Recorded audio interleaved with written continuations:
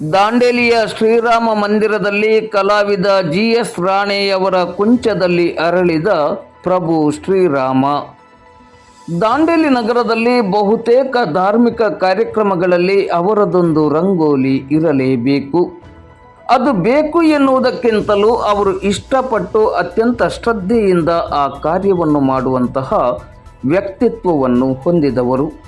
ಅವರು ಬೇರೆ ಯಾರೂ ಅಲ್ಲ, ದಾಂಡೇಲಿಯ ವೆಸ್ಟ್ ಕೋಸ್ಟ್ ಕಾಗದ ಕಾರ್ಖಾನೆಯ ಕ್ರಿಯಾಶೀಲ ಅಧಿಕಾರಿ, ಜಿಲ್ಲೆಯ ಹೆಸರಾಂತ ಚಿತ್ರಕಲಾವಿದ GS ರಾಣೆಯವರು.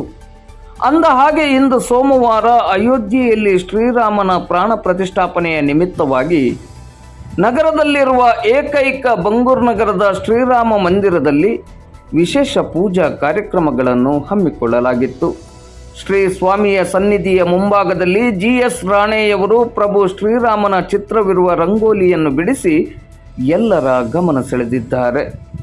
ಒಟ್ಟಿನಲ್ಲಿ GS ರಾಣೆಯವರ ಕುಂಚದಿಂದ ಅರಳಿದ ಪ್ರಭು ಶ್ರೀರಾಮನ ವೈವಿಧ್ಯಮಯವಾದ ಚಿತ್ರ ಶ್ರೀರಾಮ ಮಂದಿರದಲ್ಲಿ ನಡೆದ ಕಾರ್ಯಕ್ರಮಕ್ಕೆ ವಿಶೇಷವಾದ ಮೆರುಗನ್ನು ತಂದುಕೊಟ್ಟಿತು.